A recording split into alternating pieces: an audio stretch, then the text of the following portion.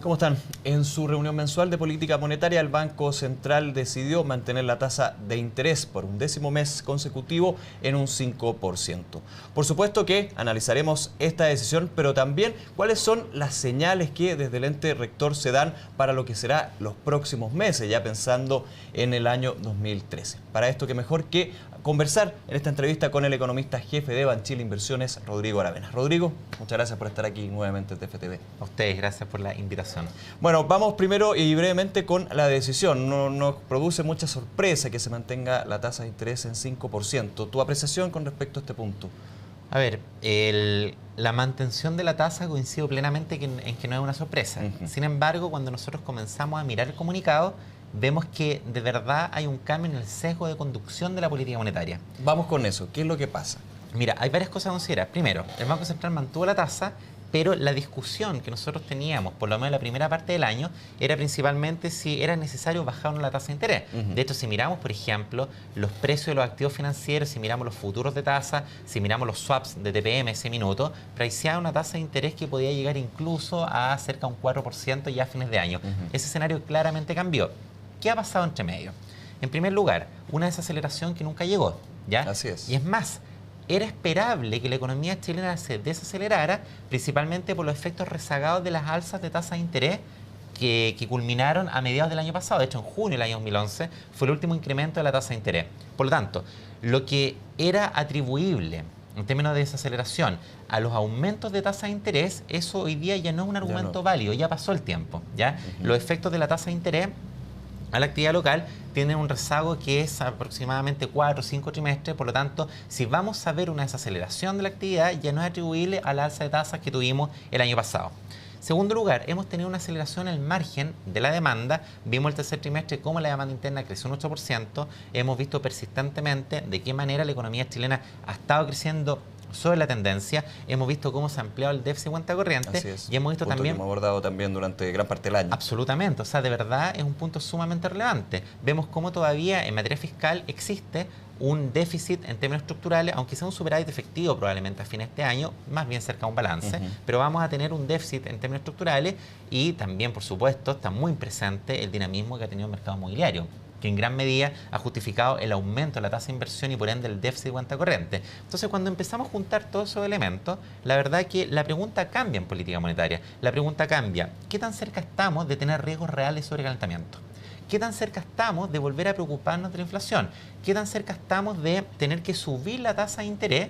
Porque la economía chilena no se ha desacelerado y si miramos el resto del mundo, el próximo año nuestros socios comerciales van a crecer algo parecido o incluso más de lo que estamos creciendo, de lo que han crecido este año. Vamos a tener una política fiscal que todavía va a ser una política neutral expansiva, una tasa de interés que está en valores neutrales con una demanda que no se desacelera. Por lo tanto, cuando miramos todo el comunicado, vemos un Banco Central que nos dice explícitamente que la actividad ha estado por sobre lo esperado.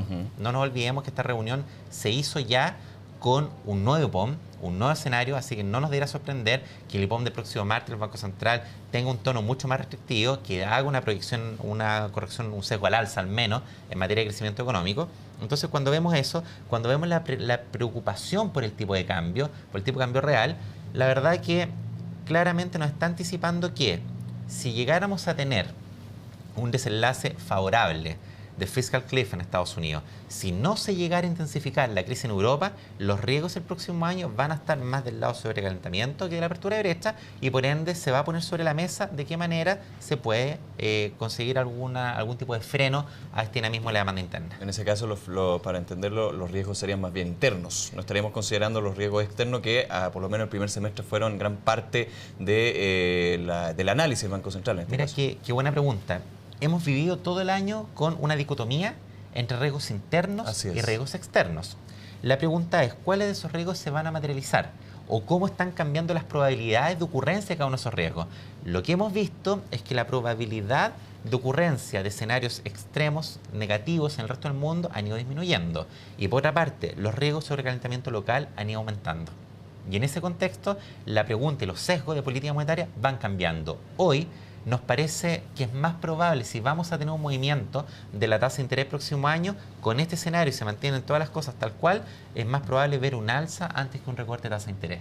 Si hay algo que hoy está frenando al Banco Central para no subir la tasa de interés, es única y exclusivamente la preocupación por el fiscal cliff en el corto plazo y además la potencial intensificación de la crisis de la zona euro.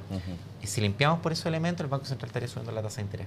Pero podríamos inferir entonces que el Banco Central ve señales de sobrecalentamiento en concreto, efectivo, porque ha sido también una de las grandes discusiones. Hay un área de los economistas que señala sí, hay señales de sobrecalentamiento y otra que dice no, es parte de un dinamismo y de una economía que ha mostrado también un fuerte dinamismo interno, de consumo interno. ¿Estamos ante un sobrecalentamiento finalmente? Nosotros creemos que Chile no está sobrecalentado. ¿Ya? Nosotros creemos que no hay una diferencia muy fuerte, digamos, entre el nivel de actividad con el nivel de PIB potencial. Estamos más bien con brechas cerradas más que un escenario de sobrecalentamiento. Sin embargo, el dinamismo de la actividad, el análisis de los distintos indicadores líderes sugiere que hoy hay riesgo de sobrecalentamiento. Hay más riesgos de sobrecalentamiento que riesgos de una apertura de brecha. Perfecto. Hay más riesgos de inflación que riesgos desinflacionarios. Hay muchos más riesgos de una ampliación del déficit de cuenta corriente que de un cierre natural y por supuesto que eso requiere medidas de política. Ahora, ¿qué tipo de medidas? Esa es la pregunta clave para el próximo año. Pero eso habrá que verlo ya pensando en los próximos meses, Mira, primer trimestre. De todas maneras, yo creo que vamos a tener tres grandes discusiones paralelas. Primero, obviamente, en un escenario de este tipo, es bastante recomendable que se dé al menos una señal de que en materia de política fiscal vamos a converger antes de lo esperado a un balance estructural en vez de mantener la meta del déficit de 1%. Sería una señal muy bienvenida por prácticamente todo el mercado. Así es. Segundo lugar, TPM. En un escenario de inflación, naturalmente, se requiere plantear la necesidad de subir la TPM, pero hay algunas preguntas anexas, como por ejemplo, bueno, si el Banco Central llegara a subir la tasa de interés, ¿soluciona de verdad el dinamismo del mercado inmobiliario? ¿Soluciona de verdad el dinamismo que está teniendo la demanda interna cuando tenemos tasa de interés de largo plazo tan baja, cuando estamos en un escenario de curvas planas? Y la respuesta es probablemente no. O sea, la TPM termina siendo más bien una medida del minuto para estos problemas. Por ejemplo, tú estás hablando del tema inmobiliario que ha sido ampliamente abordado por el Banco Central. ¿Sería solamente apretar un switch, por así decirlo? Sería una medida que quizás no sería suficiente por sí sola para cerrar estos desequilibrios. Entonces ahí surge una tercera línea de medidas que dice relación con las medidas macroprudenciales y ahí estamos hablando directamente de medidas que van orientadas al crédito, medidas que van orientadas a la banca. Estamos hablando de medidas que son sumamente distintas, pero entre ellas uno puede considerar, por ejemplo, exigencias distintas a la hora de otorgar crédito, por ejemplo, ser más exigente en términos de pedir provisiones dinámicas, provisiones contracíclicas a la banca, etcétera. Son estos tres mundos que van a estar muy presentes el próximo año. Por ahí, qué tan necesario y qué tan urgente es ajustar la política fiscal, cuánto vale la pena o no subir la tasa de interés si hay que hacerlo y si es que se deben tomar medidas específicas para frenar el dinamismo del mercado inmobiliario. Por eso, de verdad, es sumamente relevante ver cuál es el diagnóstico que tiene el Banco Central sobre este tema y para eso, la verdad, la invitación es a leer tanto el IPOM como el IEF que se publica el próximo martes. El IEF, el Informe de Estabilidad Financiera que tenemos la próxima semana y claramente va a ser muy relevante para poder proyectar lo que ya podríamos ver más allá del primer trimestre, claramente el primer semestre. Por supuesto, y además para saber cuál es el diagnóstico que tiene el Banco Central. No nos olvidemos que fue en el IEF cuando el Banco Central tomó un diagnóstico de que la bolsa efectivamente estaba sobrevalorada en Chile. El año pasado, recuerdo. Correcto. El Banco Central también en el IEF fue donde se abrió el tema del mercado inmobiliario, señalando que habían algunas señales preocupantes de precio y si nosotros miramos la tendencia del mercado inmobiliario desde mediados del año pasado, desde mediados de este año hasta ahora la tendencia se ha acentuado. Así que es muy esperable que se haga alusión respecto a este tema para ver cuál es el diagnóstico que tiene el Central sobre este punto. Pero creo que va a ser un punto crítico y determinante sobre las decisiones de política monetaria que se van a tomar el próximo año. Pero cerrando y considerando el último IEF que entregó el Banco Central, donde también se hizo hincapié a la preocupación, se hablaba de estar preocupados del tema inmobiliario, ¿se podría hablar más de estar porque en ese minuto se habló de monitorear el mercado?